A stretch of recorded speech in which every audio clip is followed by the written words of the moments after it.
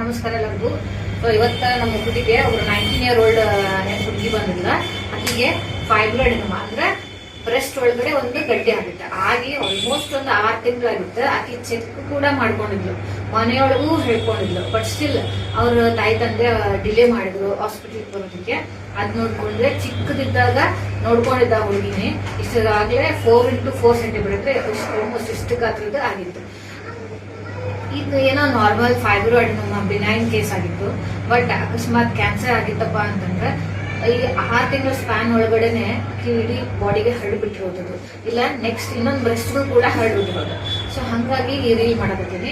ಏನಪ್ಪಾ ಅಂದ್ರೆ simple breast examination. ನೀವು ತಿಂಗಳಿಗೆ ಒಂದ್ಸರಿ ಮಾಡ್ಕೊಳ್ರಿ, ಇಲ್ಲ 15 ದಿನಕ್ಕೆ ಒಂದ್ಸರಿ ಮಾಡ್ಕೊಳ್ರಿ.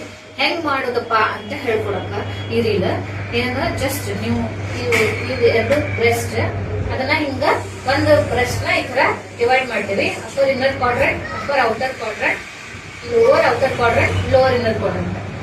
ಈ 4 ಭಾಗ ತರ ಡಿವೈಡ್ ಮಾಡ್ಕೊಂಡು ಈ 3 ಫಿಂಗರ್ ಅಂದ್ರೆ ಈ 3 ಬಟ್ ತುದಿಯಿಂದ ನಾವು ಈ ತರ ಚೆಕ್ ಮಾಡಿದ್ವಿ ಬ್ರೆಸ್ಟ್ ನ. ಈ ತರ ಒಂದ್ಸರಿ ಈ ತರ, ಆಮೇಲೆ ಇಲ್ಲಿ, ಆಮೇಲೆ ಇಲ್ಲಿ, ಆಮೇಲೆ ಇಲ್ಲಿ.